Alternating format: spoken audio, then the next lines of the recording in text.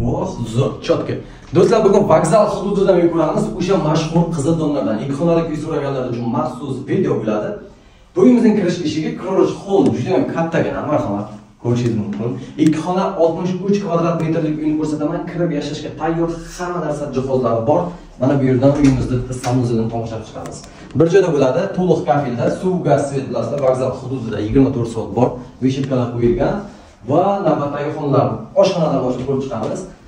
Demak, oshxonamizda ham o'tirib ovqatlanishga sharoitlar ham qilingan, marhamat ko'rishingiz mumkin. Muzlatgich bor, texnikalar hammasidan bor. Marhamat, qora rangli oshxona mebellari, kir yuvish mashinasi va vытяжкасы.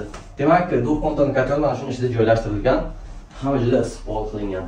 Endi uyimizda mehmonxonasini ko'ramiz. Eshiklar qarang, qanday chiroyli. Eshiklarda gap bo'lishi mumkin emas. Mana video boshida ko'rsatdim yopib, zo'r yopilar ekan. Va uyimizda mehmonxonasi.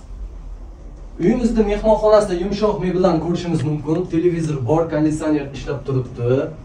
Va bu uyda balkon ham bor, ochiq balkon bo'ladi. Mana shu yerda ko'rsatib o'tamiz. Mana shu yerda ochiq balkoni ham mavjud do'stlar. Qizil donlardan bo'lyapti. 7-qavatda joylashgan 9 qavatlik. Hozir bitta uyimizda yotoqxonasini ko'ramiz. Narxini aytib o'taman. Yotoqxonamiz gulxoy joylashgan. Deraza zal orqali tushadi, marhamat. Kattalar yotoqxonasi qilib bemalol foydalansa bo'ladi. Mana shu uyimiz sotuvga chiqqan. Ta'mirlar atachenta bo'lgan, yo'q plastik uslubda. Uyda hozirgi kunda hech kim yashamaydi, biroz yasharkan, top-toza holatda turibdi. Donda 24 soat lift xizmatimizda bo'ladi, chip bilan ishlaydi, kadastr hujjatlari notariusga tayyor. Ushbu uyimizga $61,000 pul so'ralyapti. Ya'ni savdosi bor, faqatgina naqd pul asosida zudlik bilan sotiladi. Va ko'p rasulishga ipotek yo'q. Samarqand shahri vokzal hududi qizil donlardan mo'ljal o'z gazoil zapravkasi bo'ldi. Qiziqqanlar telefon qilamiz, hammaga mana shunday chiroyli uylar nasib bo'lsin deymiz.